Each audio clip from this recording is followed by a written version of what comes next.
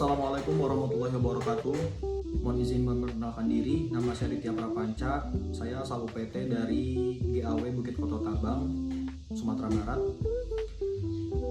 Kemudian saya merupakan anggota kelompok dari kelompok 4A Angkatan 48 Latsar CPNS BMKG golongan 3 tahun 2026. Pada kesempatan ini saya akan menceritakan bagaimana pengalaman saya selama Latsar khususnya di agenda 1 dari hari pertama 4 Mei sampai hari keempat ini di tanggal 7 Mei. Nah, kalau mau dijabarin satu persatu, itu dari pertama kita belajar bagaimana sih konsep dari bela negara, wawasan kebangsaan sama peran dan fungsi ASN. Nah, jadi intinya dari hari pertama ini bahwasannya bela negara itu bukan lagi soal militer aja. Jadi bela negara tuh tidak sesempit itu, melainkan bela negara itu bisa dimulai dari hal sekecil apapun.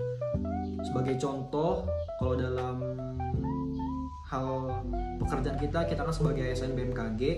Nah, dengan kita bekerja secara profesional, kita mengikuti semua prosedur di kantor yang ada, melaksanakan seluruh kegiatan operasional di kantor, meningkatkan kualitas diri dengan belajar lebih tekun, mempelajari semua operasional yang ada di kantor, update dengan hal-hal apapun yang berkaitan dengan tupoksi kita, itu sudah menjadi wujud dari bela negara.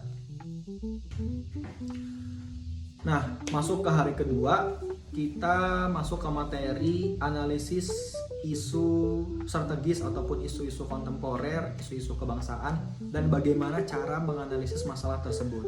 Jadi dari materi kemarin saya itu belajar bahwasannya ASN itu sebagai ASN ya, kita nggak boleh melihat masalah hanya cuma dari satu POV, hanya satu level permukaan saja. Kita harus melihat masalah itu dari berbagai level, dari berbagai sisi, dari sisi individu gimana, sisi berkeluarga gimana, dari sisi organisasi, dari sisi nasional gimana, internasional gimana, karena pada akhirnya setiap masalah yang timbul itu akan saling mempengaruhi dari berbagai level. Kemudian di sisi lain kita juga harus bisa mencari tahu apa sih sebenarnya akar masalah yang sudah kita temukan ini. Kemudian di samping itu kita juga di materi hari kedua kemarin dikasih tahu bagaimana metode-metode untuk menganalisis isu ataupun masalah-masalah yang ada seperti APKL, OSG, ada Fishbone dan segala macamnya. Itu sangat berguna untuk kita dalam menyusun solusi yang tepat dari masalah ataupun isu yang muncul di sekitaran kita.